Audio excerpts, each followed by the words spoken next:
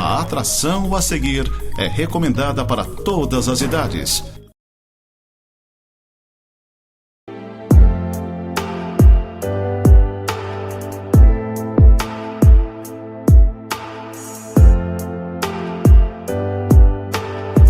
Olá, gente querida, gente amada, sempre uma honra, sempre um prazer muito grande poder adentrar ao seu lar, à sua casa, em meio à sua família, para a transmissão deste programa Momento de Santidade, que vai sempre veiculado pela Casa do Pai, a Igreja do Nazareno aqui na cidade de Lages.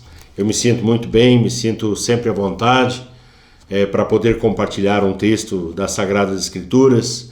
E hoje eu gostaria de conversar com você um pouquinho sobre aquilo que tem nos norteado como igreja. Você sabe que toda igreja ela tem uma visão, ela tem uma direção, ela tem uma ênfase, e não é diferente conosco como Casa do Pai, como Igreja do Nazareno aqui em Lages.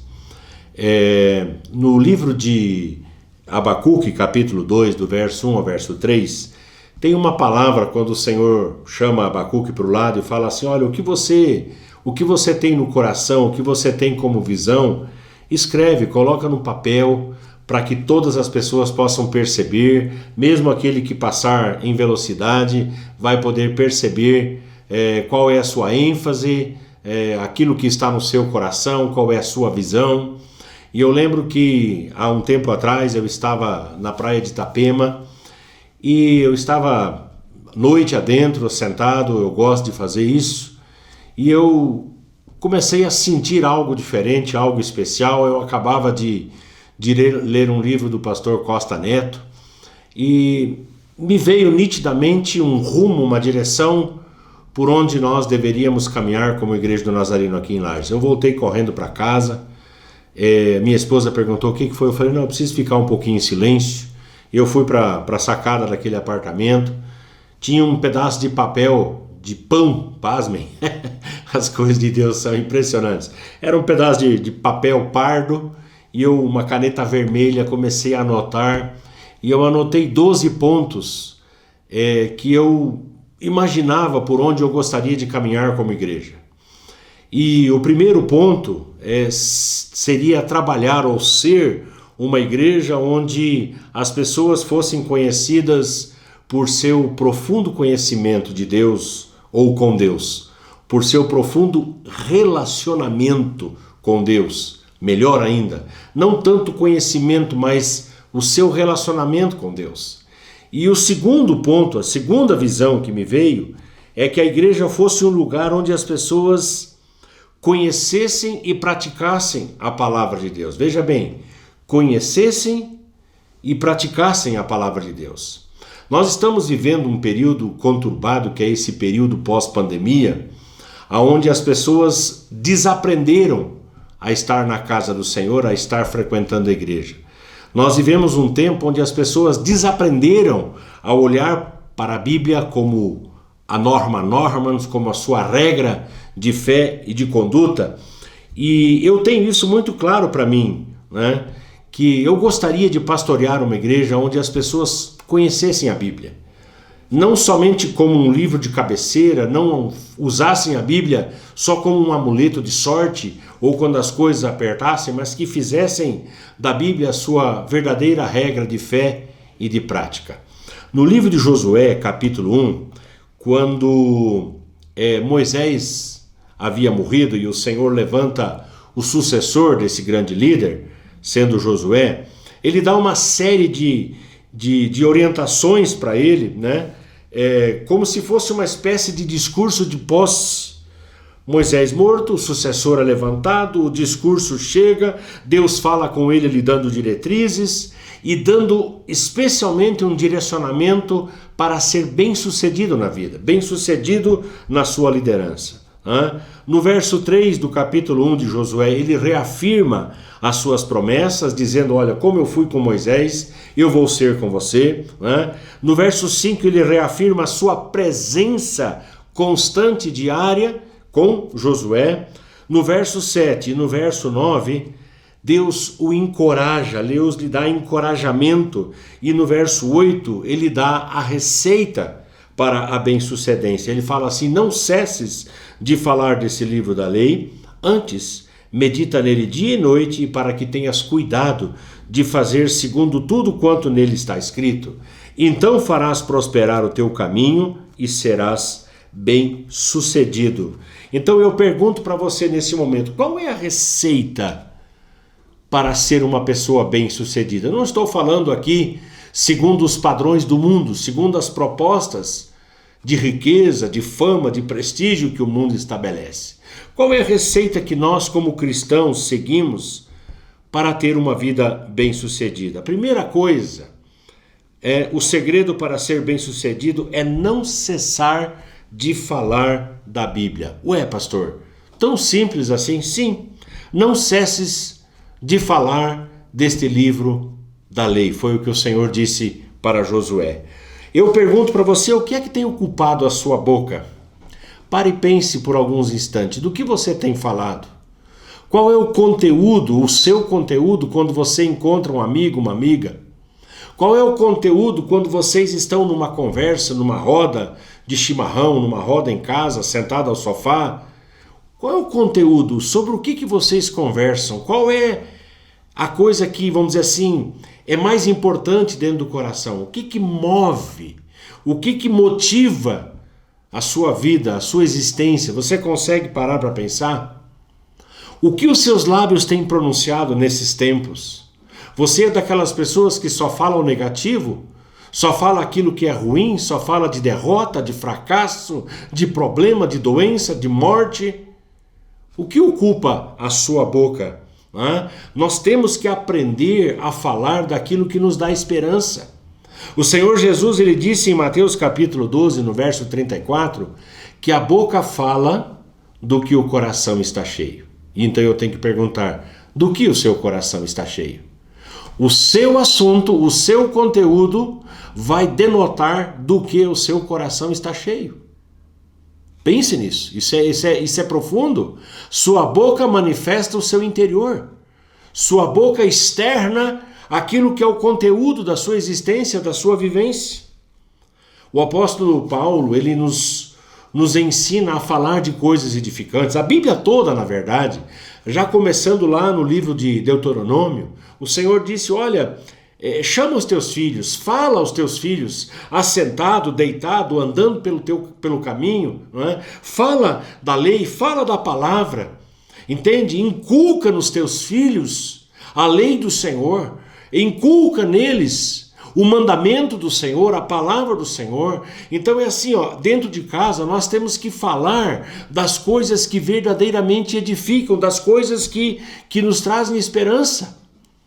A lei do Senhor, a partir do Salmo 19, se depois você quiser conferir, a lei do Senhor que é perfeita, a lei do Senhor que restaura a alma, o mandamento do Senhor que é puro, que ilumina os olhos simples, é este mandamento, essa palavra que precisa estar no nosso coração e dela nós precisamos falar o tempo todo. Não cesses de falar deste livro da lei. Muitas vezes falamos de tantas coisas, mas esquecemos de falar daquilo que é o essencial. Eu lembro da minha avó, a Oma, que nós chamávamos, a Dona Otília, a avó Otília, mãe da minha mãe. Dona Otília, a avó, a Oma, cada vez um neto dormia na casa dela. E eu lembro a avó, eu tenho essa memória, há muitos anos atrás, a avó parada em pé, em frente a uma mesa de fórmica, branca ou cinza, alguma coisa nessa tonalidade. Lá estava ela em pé. E ela tinha uma Bíblia que eu guardo lá no meu escritório até hoje em alemão gótico. E ela lia aquela Bíblia em alemão gótico, eu herdei essa Bíblia. Ela fazia aquilo com uma reverência, ela fazia aquilo com uma santidade, ela buscava ali a voz do Senhor, ela buscava a palavra do Senhor. E a minha mãe, ela herdou, vamos dizer assim, esse costume, essa herança boa, de sempre ler a palavra, de sempre ler a Bíblia. Eu tenho isso na memória, a mãe sentada no sofá, né, manuseando a Bíblia, o Castelo Forte, que a gente chamava na época, aquele devocional editado pela Igreja Luterana. Lá estava a mãe, com aquele devocional, aquilo me chamava a atenção. Eu via minha mãe crescendo lendo a Bíblia. E isso foi uma coisa que eu herdei, nós herdamos. E mesmo antes de eu conhecer Jesus de uma maneira íntima e profunda, eu já tinha o hábito da leitura da palavra. Nós temos que aprender a nos debruçar sobre a palavra. A palavra do Senhor, ela é lâmpada para os nossos pés, é luz para os nossos caminhos. No Salmo 119, 97 diz que é a nossa meditação todo dia. Tem gente que lê jornal, que ouve jornal, que assiste TV, que lê revista. Eu não estou dizendo que isso é errado, gente. Eu adoro leitura. Mas você não pode deixar de ler a palavra, não pode deixar de ler a Bíblia. Aliás, eu preciso perguntar se você realmente conhece a Bíblia. Às vezes eu vejo pessoas em um grupo de amor e cuidado que não sabem muito bem o que fazer com esse livro. As pessoas não sabem que tem um Antigo Testamento que tem 39 livros, não sabem que tem um Novo Testamento que tem 27 livros. As pessoas não sabem que o Antigo Testamento foi escrito em hebraico, o Novo Testamento foi escrito em grego. As pessoas sequer têm noção de que no Antigo Testamento nós temos 929 capítulos e no Novo Testamento 260, o que dá 1189 capítulos, 31.104 versículos. Pensa! 31.104 versículos. Se você for ler, vamos dizer assim, todas as promessas, são 8.810 promessas no total. Olha, 8.810 promessas nós temos registradas na Bíblia. Dessas 7.487 estão relacionadas diretamente ao homem. Se você pegar essas 7.487 e dividir por 365, você vai ter 20 promessas e meia por dia. Por dia. Aí as pessoas falam, meu Deus, a minha vida está um caos, está uma bagunça, está uma desordem. Por quê? Porque não faz da Bíblia o seu livro principal, não faz da Bíblia o seu livro de leitura, não busca a Bíblia como palavra do Senhor, como orientação para a sua vida. Você está entendendo o que eu estou falando? De não cessar de falar deste livro da lei.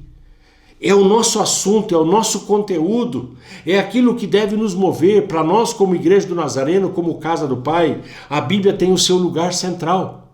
Esses dias alguém perguntou, eu não sei se ela estava debochando ou não, mas ela perguntou, o que vocês ensinam lá na igreja? Nós ensinamos a Bíblia, eu disse. E a pessoa olhou para mim e fez, deu uma risadinha, falou, o quê? Vocês ainda em pleno século XXI, ainda estão centrados nesse livro? Sim, até morrer. Ou melhor, até o arrebatamento da igreja. É o nosso livro principal, o nosso livro de orientação. Segunda coisa que eu quero falar é o segredo para ser bem-sucedido. Além de falar, é meditar na Bíblia dia e noite, constantemente. Não cesses de falar deste livro da lei, antes medita nele dia e noite. Isso significa que nós temos que ocupar a nossa mente com as coisas lá do alto. Paulo escreveu aos Colossenses, no capítulo 3, no verso 1 e no verso 2, que nós temos que buscar e nós temos que pensar nas coisas do alto. Veja bem, buscar e pensar, é ocupar a mente com aquilo que pode nos dar esperança. Em Filipenses capítulo 4, no verso 8, ele fala, finalmente, irmãos, tudo aquilo que é puro, tudo aquilo que é amável, tudo aquilo que é respeitável, tudo aquilo que é de boa fama, tudo aquilo, se há um louvor e há um mérito nisso, seja isso que ocupe o vosso pensamento. E aí eu pergunto para você, crente, com o que você tem ocupado a sua mente? Tem gente que assiste o primeiro, o segundo, o terceiro, o quarto, o quinto jornal, enche a cabeça com novela, com um monte de coisa. Vai falar o que presta? Vai falar o que de coisa decente? Porque se você liga aquele aparelho de televisão naquela determinada emissora, é só mentira, é só falcatrua, é só desinformação. Leia a palavra, leia a Bíblia, busque o Senhor por intermédio da palavra do Senhor. O salmista, no Salmo 1, verso 2, ele disse, não cesses, de falar desse livro da lei. Antes medita nele dia e noite, para que tenhas cuidado de fazer segundo tudo quanto nele está escrito. Josué 1:8. E no Salmo 1, se você quiser acompanhar, diz, bem-aventurado o homem que não anda no conselho dos ímpios, não se detém no caminho dos pecadores e nem se assenta na roda dos escarnecedores. Antes, O seu prazer está na lei do Senhor e na sua lei medita de dia e de noite. Onde está o seu prazer? Onde está a sua alegria?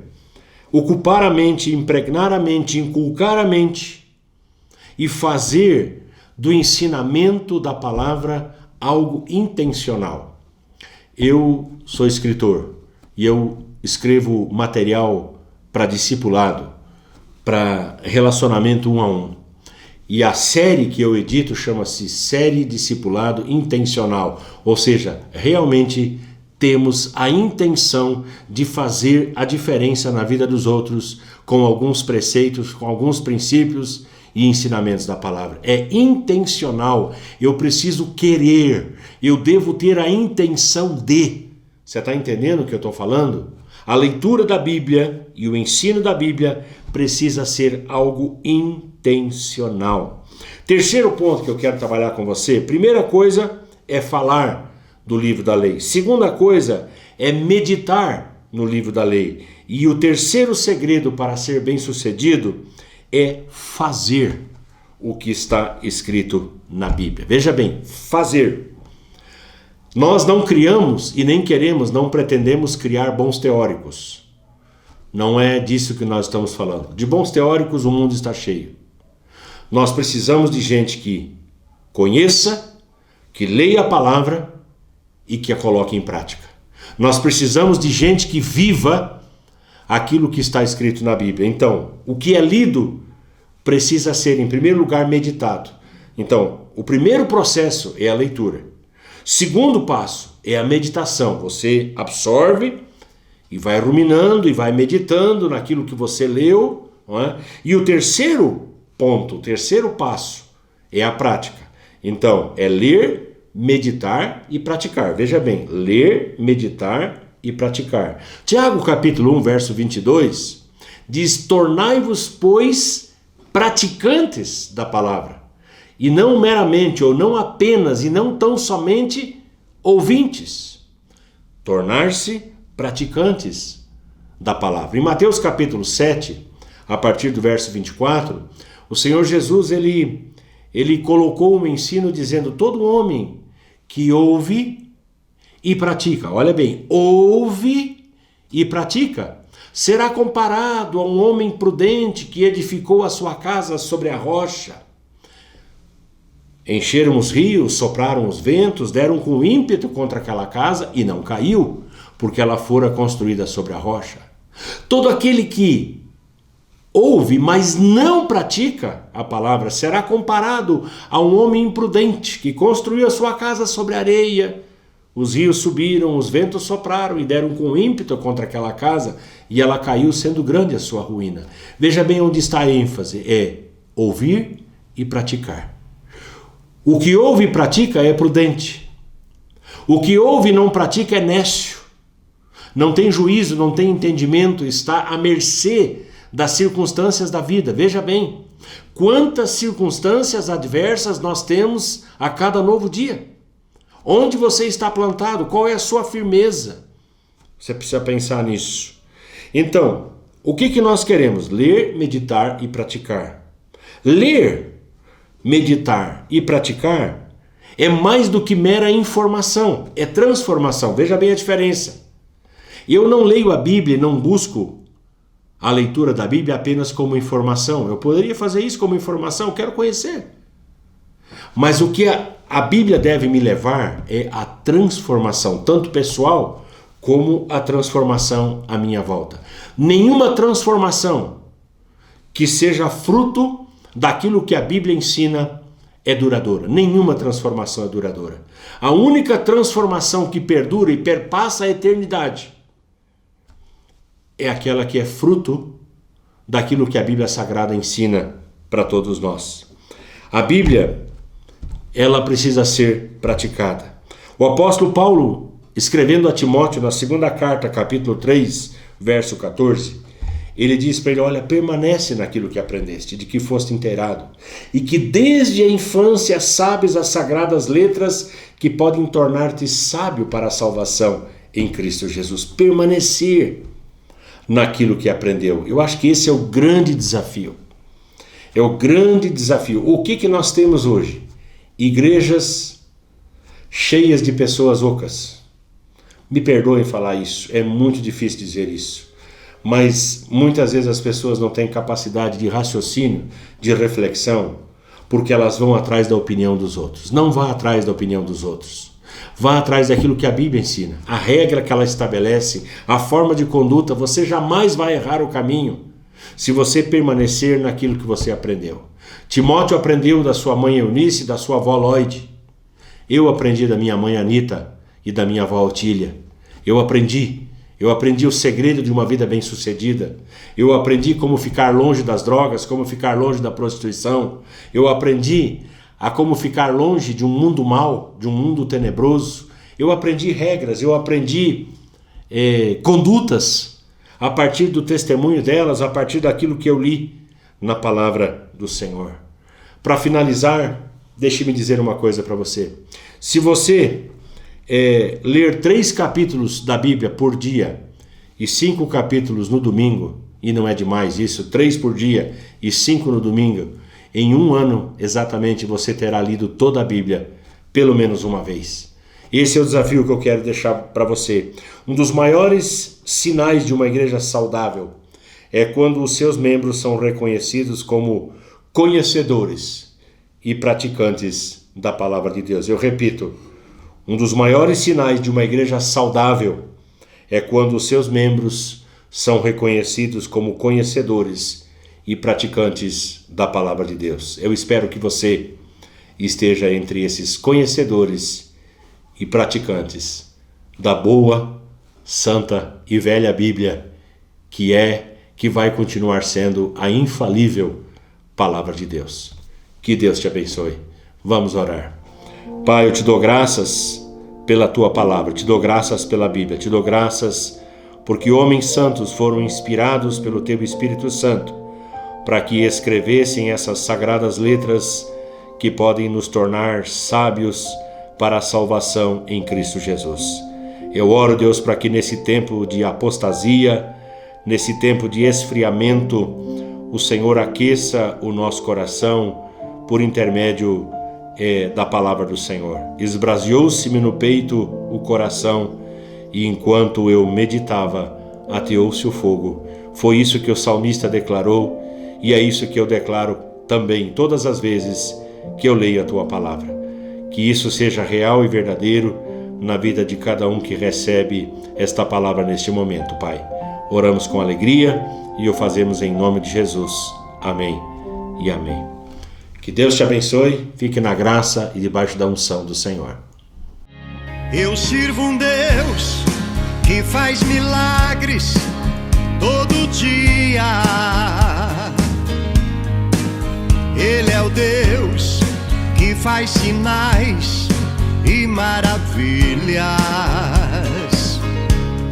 Só Ele é Deus sobre a terra e o céu. Ele é grande, Ele é bom e fiel. Ele me deu todo o amor do céu, tão divino.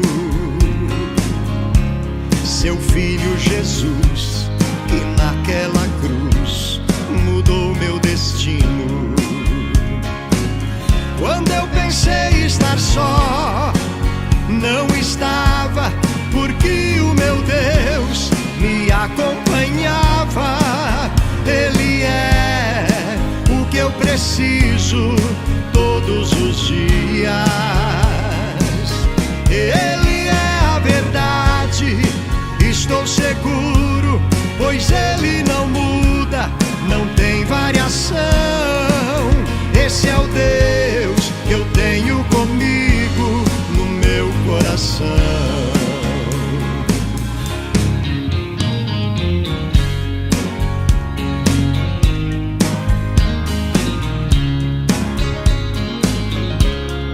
Eu sirvo um Deus que faz milagres todo dia.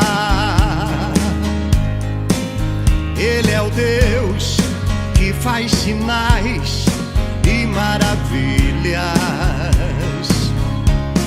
Só Ele é Deus sobre a terra e o céu. Ele é grande, Ele é bom e fiel.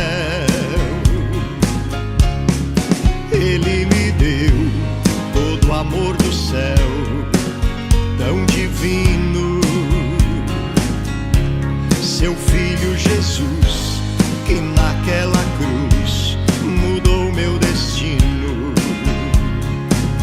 Quando eu pensei estar só, não estava, porque o meu Deus me acompanhava. Ele é o que eu preciso todos os dias. Ele é a verdade, estou seguro, pois Ele não muda, não tem variação. Esse é o Deus que eu tenho comigo no meu coração. Quando eu pensei estar só, não estava, porque o meu Deus me acompanhava. Ele é o que eu preciso todos os dias.